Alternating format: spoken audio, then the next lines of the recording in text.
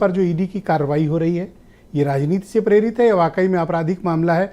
आप भी India alliance की पार्टनर हैं, आप क्या सोचती हैं? नहीं, बिल्कुल ब्रिजेश जी, राजनीति से ही प्रेरित है ये जो कार्रवाई कर रहे हैं। और अभी बीजेपी बात करती भ्रष्टाचार की। अरे सूप हंसे तो हंसे, चलनी क्या हंसे जिसमें 72 छेद। भ्रष्टाचार की तो जननी है खुद बीजेपी।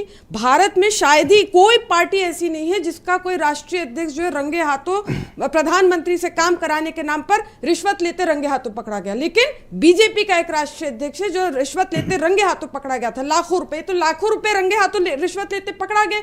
न जाने कितने करोड़ों ये लोग डकार चुके बीजेपी। तो आप देखिए कि बीजेपी तो खुद भ्रष्टाचार की जननी। इसी से अंदाजा लगाइए ना ब्रिजेश जी कि बीजेपी के भ्रष्टाचार के चलते, आपको याद होगा मुरादनगर गाजियाबाद में नवनिर्मित शमशान घाट की छत धराशायी हो गई थी और 25 बेगुनाहों की जानें चली गई थी। क्यों? क्योंकि बीजेपी को भ्रष्टाचार करना था। बीजेपी को बेगुनाहों की जान लेकर भ्रष्टाचार करना था।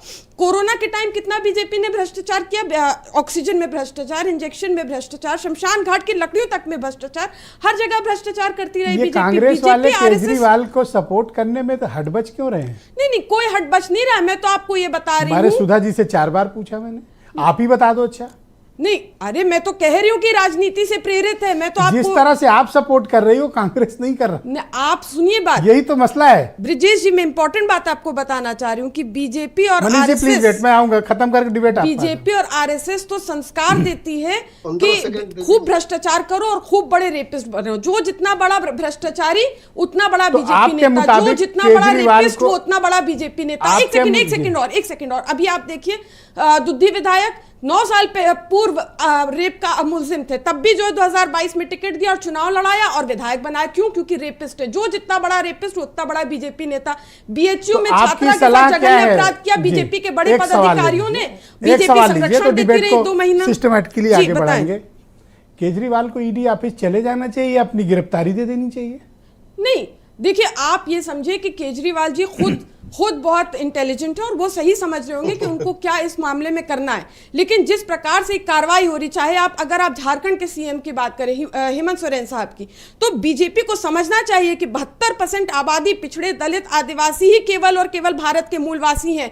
ना छेड़े इतना, समझे हवा का रुख देखें, ना छेड़े इतना। ये 72% जो पीडीए समाज है, पिछड़े दलित आदिवासी समाज, ये इनके अंदर अपने हक के लिए इनकी चेतना जग चुकी है। और ये पहले जैसे नहीं रहे कि सैकड़ों सालों से बीजेपी वालों को, बीजेपी और आरएसएस के पुरखे सैकड़ों साल से पीडीए, पिछड़े दलित आदिवासियों को जो है शैक्षिक, राजनीतिक, आर्थिक और सामाजिक रूप से इनका शोषण करते रहे। अब ये गंदा खेल और दिन नहीं चलेगा।